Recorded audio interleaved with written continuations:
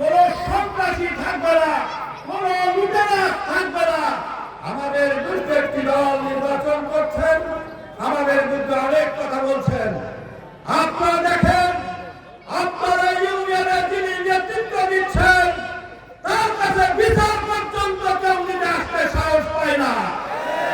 আজকে আমার মা বোনদের বিরুদ্ধে মেরে পড়ে গেছেন, তার কাছে যদি মা বোনরা বিচার করতে আসে তাহলে সেই বিচার সেরে সে বাড়ি যেতে পারে না।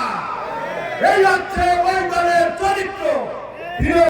আমাদের সবার কাছে পরিষ্কার, আমরা জানি এই জাতি এই যে 24-এ গণ অভ্যুত্থানে এই যে এত বড় একটা অভ্যুত্থান হলো, এই যে 1500 প্লাস তরুণ যুবক তাদের জীবন বিলিয়ে দিল, 30,000 প্লাস আমার ভাই এবং বোনেরা বিভিন্নভাবে আহত হলো, অঙ্গহানি হলো, এটা শুধু মাত্র অন্য একটা দলকে ক্ষমতায় এনে দেওয়ার জন্য না।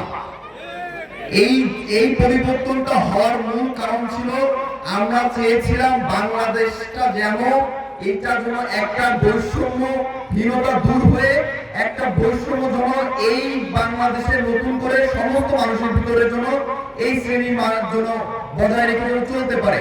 এই স্বপ্নটা আমরা সাধারণ মানুষকে দেখেছিলাম। আমরা নতুন একটা বাংলাদেশের স্বপ্ন যখন দেখা শুরু করি তখন দেখা যায় 5 আগস্টের পরবর্তী সময় দেশের আনাচে কানাচে একটা বড় সংগঠন তারা যেভাবে পারছে সেভাবে দেশের আনাচে কানাচে বিভিন্ন রকম চাঁদাবাজি, দখলবাজি, টেন্ডারবাজি এইসব কাজে ব্যস্ত তারা।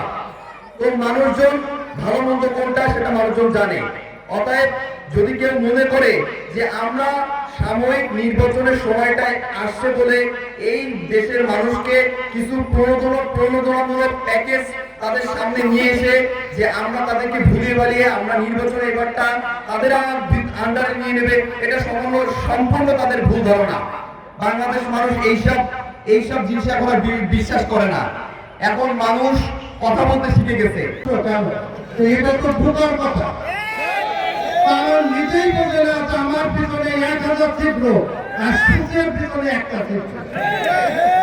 সম্মানিত ভাইরা, জাতির যারা নেতৃত্ব দেয় তাদের যে যোগ্যতা থাকতে হয় তার ভিতরে সব থেকে বড় যোগ্যতা থাকতে হয় সততা।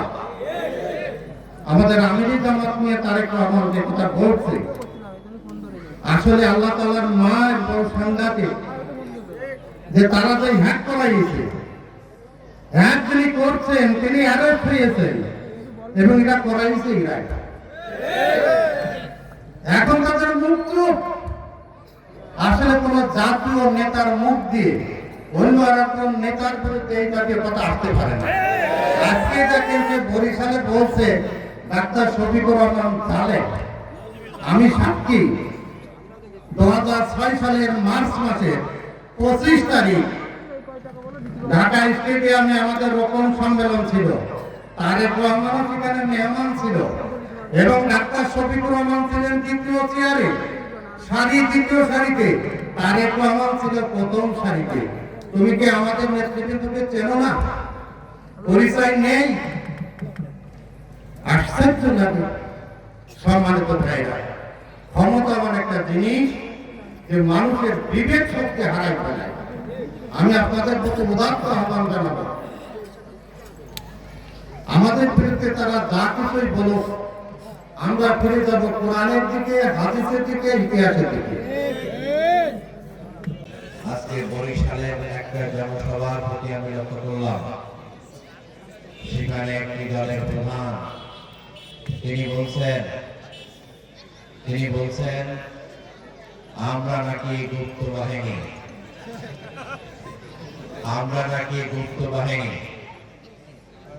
বাহিনী যদি হতাম তাহলে এত লোকের শাহাদাত, এত লোক বাড়ি ছাড়া, এত জুলুম নির্যাতন হত্যার পর সারা বিশ্ববাসী জানে এই বাংলাদেশের নতুন সূর্য উদিত হয়েছে ইসলামী ছাত্র শিবির এবং সাধারণ ছাত্র জনতার ব্যানারে।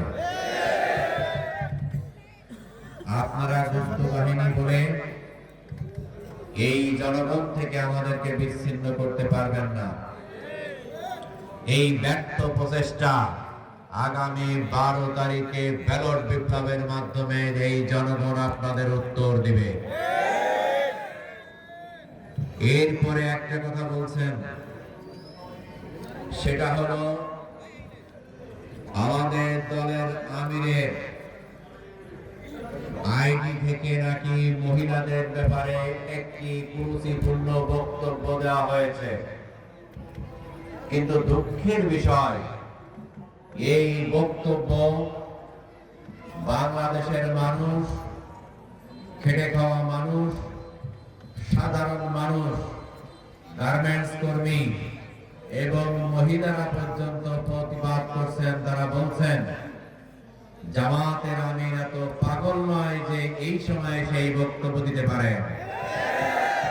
পাগলামিতে যাদের ধরেছে তারাই পাগলামির মতো উদ্ভট বক্তব্য দিচ্ছেন। দীর্ঘ প্রতীক্ষার পর আমাদের এই বাংলাদেশে ত্রয়োদশ জাতীয় সংসদ নির্বাচন আগামী 12ই ফেব্রুয়ারি। কি বলেন ঠিক? আমরা যখন এই জাতীয় সংসদ নির্বাচনকে কেন্দ্র করে গোটা বাংলাদেশের মানুষের ভিতরে দীর্ঘ 15-16টি বছরে ভোট দিতে না পারা আমার মতো একজন তরুণ যুবক অধীর আগ্রহের প্রতীক্ষার প্রহার গুনছি, খুব আনন্দ উৎফুল্লতার সহিত পরিকল্পনা করছি আগামী 12 তারিখ বাংলাদেশের একটি নতুন বাংলাদেশ হবে। আগামী 12 তারিখ একটি জুলুম মুক্ত সুন্দর বাংলাদেশ হবে। আগামী 12 তারিখ বাংলাদেশ হবে বিশ্বের কাছে মাথা উঁচু করে দাঁড়ানোর একটি বাংলাদেশ। আগামী 12 তারিখ বাংলাদেশ হবে একটি চাঁদাবাজ মুক্ত বাংলাদেশ। একটি সুখী, সুন্দর, সমৃদ্ধ, নিরাপদ, শান্তিপূর্ণ, মানবিক, কল্যাণকর উপজেলা বানাতে চাই আমরা রাজা আছেন ইনশাআল্লাহ। সকল জাতি, সকল ধর্মের, সকল দর্শন ও মতবাদের মানুষকে সাথে নিয়ে হিংসাদের ফিরে গিয়ে ভালোবাসার বন্ধনে আবদ্ধ করতে চায়। সকল প্রকার মারামারি, হানাহানি, দ্বন্দ্ব, সংঘাত এড়িয়ে সত্যিকার মানুষ হয়ে মানুষের সমাজ করতে চায়। আপনারা রাজি আছেন?